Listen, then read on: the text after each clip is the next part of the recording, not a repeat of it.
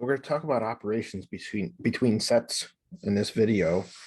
Before we get started, I want to talk about a very special set that I did not talk about in the last one, and that is the empty set. And that is a set that contains nothing. And so that is represented with a kind of a zero or a circle with a line through it. Another way is you can write a set with two brackets or braces and put nothing in there. It's kind of confusing, but that is common. There's some other ways you might see in other books. So it's important to pay attention to how people are writing things and defining things. But in this series, I am going to use this pretty much exclusively, the circle with a line through it, as representing the empty set. Really quick, that is different than the number zero. The number zero is zero. It's a number. It exists. It could be an answer to equations if you're solving them. It could be how much money you have in your pocket right now. It's how much money I have in my pocket. That is also different from the set containing zero. The set containing zero is a set and it has one element in it. I can write zero is in the set containing zero. And that might seem confusing. But the more you play with it, the more you get used to things like that. I cannot write something like this right here. Okay. So if I were to say zero is in this empty set, that would actually be false. Okay. So it's a set with nothing in it.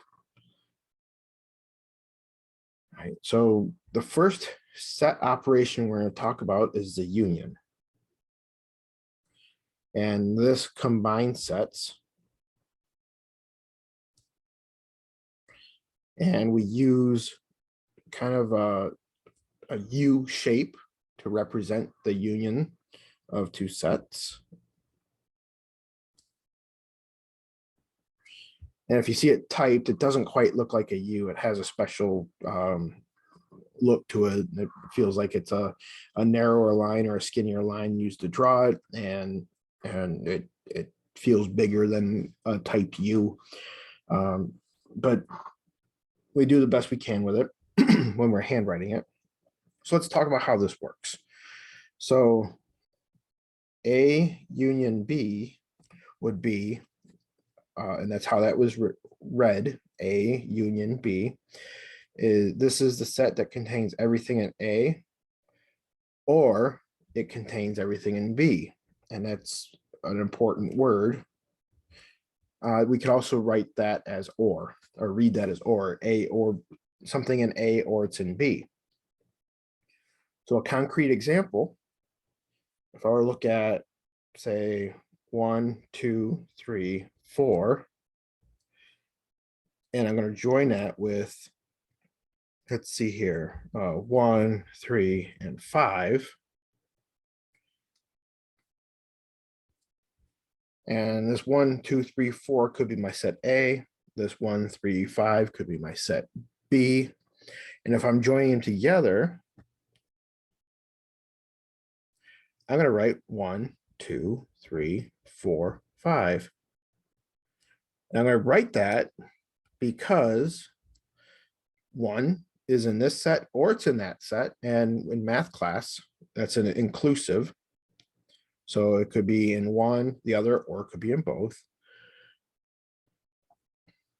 So 1 is in both sets. 2, well, 2 is in the first set, but not in the second one, but it's in one of them. So I'm going to take it. 3, 4, and then finally 5. So the union of these two sets would be me writing each one of the elements from each set, but I don't write duplicates. One shows up twice. It shows up one time in each set. I only write it once in the union. If A would be the interval from 2 to 5, and I'm going to include 5 and not include 2, and B is the interval from 3 to, say, 7. And if I wanted to write A union B, I need a way of representing that. So what I'm going to do is I'm going to draw two number lines. I'm going to look at, see, 2 to 5. And we're going to shade all of that. And let's look at 3 to 7. And I'm going to shade all that. Okay. So you might be noticing that I put 2 and 5 on the number line from left to right. I did the same thing with 3 to 7, but 3 and 7 are shifted over a little bit. And it seems like they're shifted over about the right amount according to number line. So if I were to kind of merge these number lines together, let's put 2, 3, 5, and 7 on the number lines.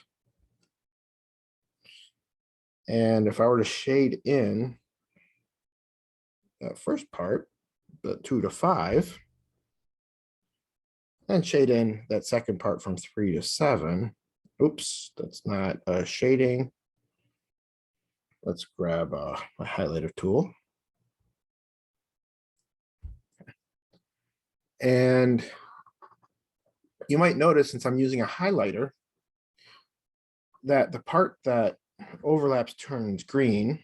That's cool. That's going to be important for another type of set. But that's not all I'm concerned about. What I need to look at is, well, oops. I need to close everything off. I'm not concerned about the points in the middle here because either way they're included.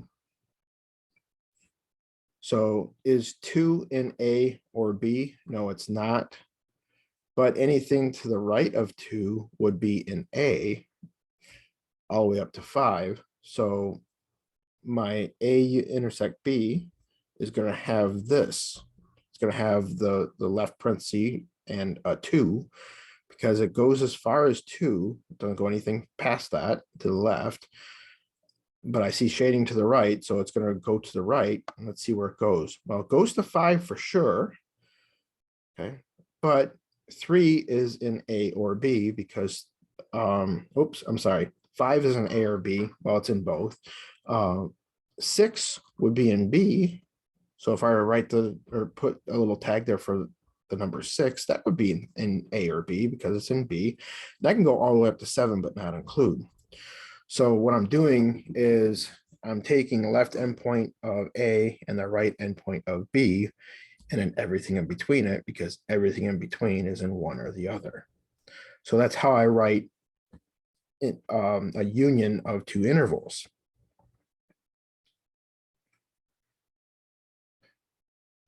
So now let's talk about the other operation, and that would be the intersection. And this looks for overlap between two sets. And we use an intersection symbol, which is kind of the upside down union.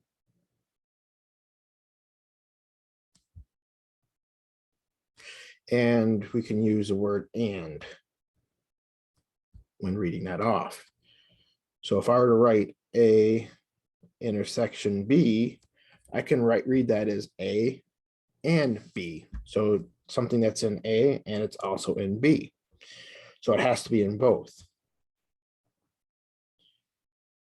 And if I were to look at A is 1, 2, 3, and 4. B is 1, 3, 5. Now I want to find the intersection of these two sets, A intersect B. Well, I'd have to look and see if it's in both. Okay, and the number 1's in A. Is it also in B? Yes, it is. So I'm going to take that. 2 is in A, but it's not in B, but it has to be in both. So the word and means it has to be in both. So 2 does not get taken. 3 is in A and it's in B. So I'm going to take 3 as well. 4 is only in A and 5 is only in B. So I'm not going to take either of those.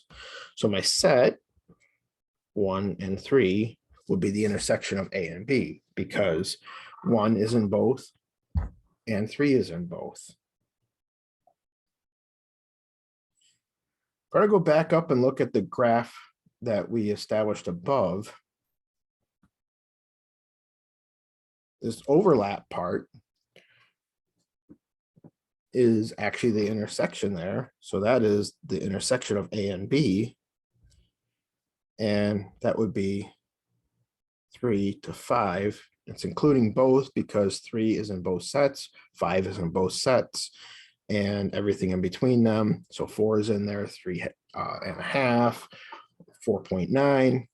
All those numbers are in A intersect B. So I always found it a little bit easier to find the intersection of two sets with the graphing method, just because the things overlap, and it was a lot more obvious. But there's one situation where we might have some issues. Let's look at A is negative infinity to 2, and B being 5. Let's include 5 to 7, not include 7. If I were to look at that on one number line,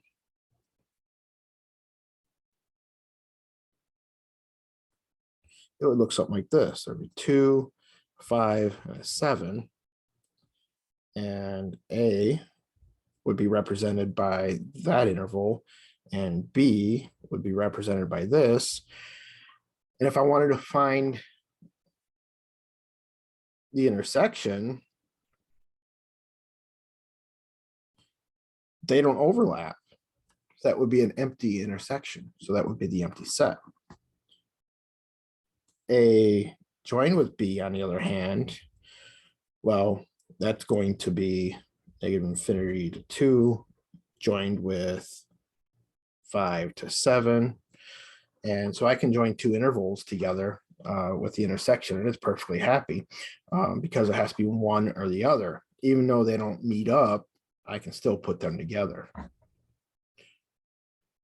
Let's see here. Yeah, I think that is it. I will see you in the next video when we talk about solving inequalities.